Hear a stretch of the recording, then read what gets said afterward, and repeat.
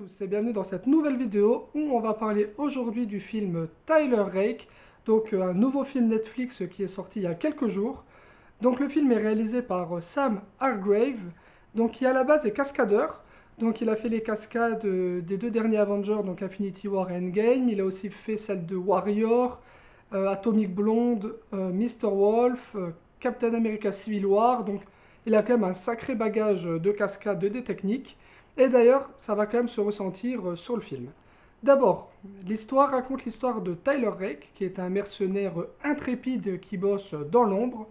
Un jour, il reçoit une mission qui va consister en fait à extraire le fils d'un mafieux qui s'est fait kidnapper par un gang rival.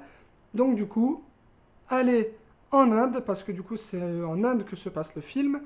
Il va récupérer donc cet enfant qui a été kidnappé pour ensuite du coup le ramener auprès des siens. Scénario assez classique, assez lambda, peut-être même assez déjà vu, mais il n'empêche que j'ai trouvé le film très bon, j'ai beaucoup aimé. Alors c'est assez rare que j'aime les films Netflix, généralement je suis assez réticent, j'en aime d'ailleurs pas beaucoup.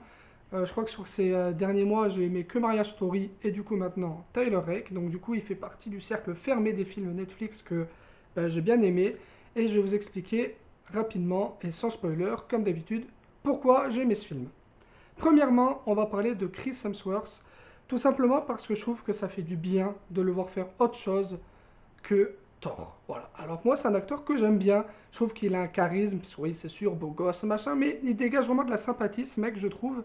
Et d'ailleurs, quand on l'a vu il y a pas longtemps dans Saltan à l'hôtel El Royal, il avait été excellent. Il avait un petit rôle, enfin, pas un petit rôle, mais on le voyait pas beaucoup au final dans le film. On le voyait que sur les 30 dernières minutes. Mais il avait un côté déjanté, fun, qui faisait plaisir à voir. Et je trouve qu'on le voit pas assez dans ce genre de registre. Donc là, attention, dans Tyler Rake, c'est un registre beaucoup plus sérieux, beaucoup plus dur. Mais il n'empêche que de le voir faire autre chose que du tort, surtout du tort obèse et bourré, ça fait quand même plaisir. En plus, le personnage qu'il joue n'est pas un simple personnage bourrin qui va tirer, tuer tout le monde et tirer sur tout ce qui bouge.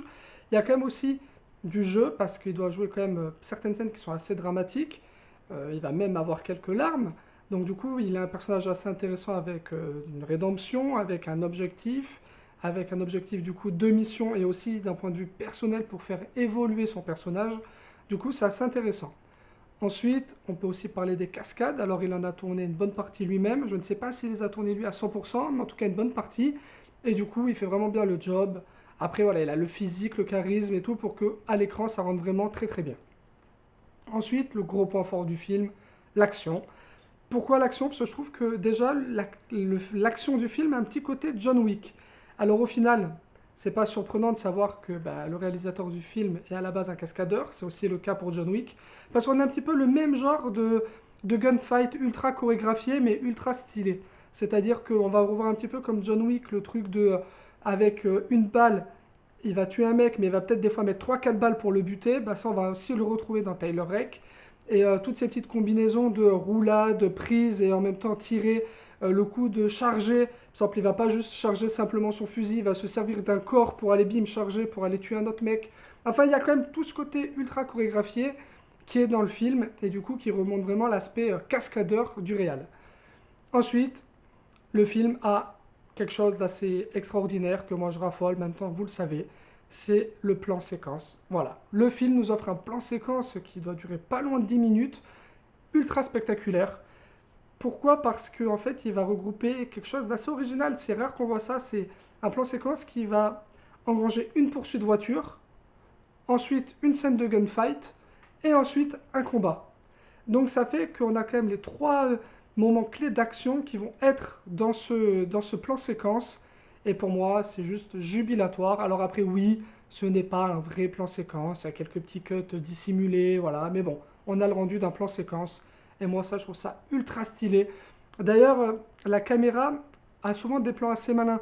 Des plans aériens, des plans où la caméra va pivoter d'une pièce à l'autre en passant par en fait le plafond en quelque sorte qui donne un peu des plans zénithaux, mais en intérieur, moi je trouve que c'est juste top. Franchement, je trouvais ça vraiment super malin. Pareil, à un moment donné, il y a la caméra qui va être mise en haut d'une rampe d'escalier, donc du coup, ça va donner un visuel en fait plongeant sur tout l'immeuble. Je trouve ça voilà, ultra classe. D'ailleurs, ça rejoint un petit peu voilà, la réalisation que je trouve qui est très efficace, très sobre, mais très jolie. Tout le film est un petit peu... il y a un filtre jaune dans tout le film, donc du coup ça rappelle un petit peu l'Inde, voilà, le jaune, la couleur du curry, quoi, en quelque sorte. Et voilà, ça rend assez bien, c'est assez net, c'est assez propre, et on se prend vraiment au jeu et dans l'immersion de cette Inde ultra corruptible, parce que c'est aussi ça que dénonce le film, en quelque sorte, si on peut dire qu'il dénonce quelque chose, mais oui, le film parle de la corruption qu'il peut y avoir en Inde, et aussi du traitement que les adultes ont des enfants. Ça, c'est d'ailleurs un sujet qu'on retrouve beaucoup dans les films qui traitent de l'Inde. On a souvent ce côté où l'adulte se sert des enfants et maltraite les enfants. Ensuite, voilà, un petit défaut qu'on peut lui donner quand même. Allez, on va dire qu'au milieu du film, il y a un petit creux, voilà, de 10-15 minutes, vraiment plein milieu du film. Le film dure 1h56. Ben, au bout d'une heure, ouais, il y a un petit creux. Voilà, un petit creux, mais est-ce que ce serait pas une petite pause justement pour reprendre son souffle, pour mieux repartir derrière? C'est possible. Mais voilà, un petit creux. Mais sinon, moi honnêtement, je n'ai pas grand-chose de négatif à dire sur le film. J'ai beaucoup aimé. Alors oui, c'est une série B, hein, faut le prendre pour ce que c'est. C'est assez, c'est un côté John Rambo un peu bourrin.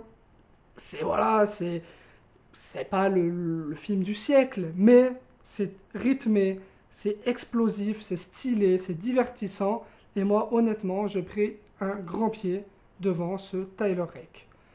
Voilà, c'est tout ce que j'ai à dire sur ce film. Je vous encourage vraiment à le regarder. On est encore en confinement, donc prenez soin de vous et profitez-en pour regarder ce genre de film. Ça vous passera bien le temps. Et moi, sur ce, je vous dis merci d'avoir regardé cette vidéo. Comme d'habitude, n'hésitez pas à commenter, liker, partager et vous abonner. Et moi, sur ce, je vous dis hasta la vista, baby.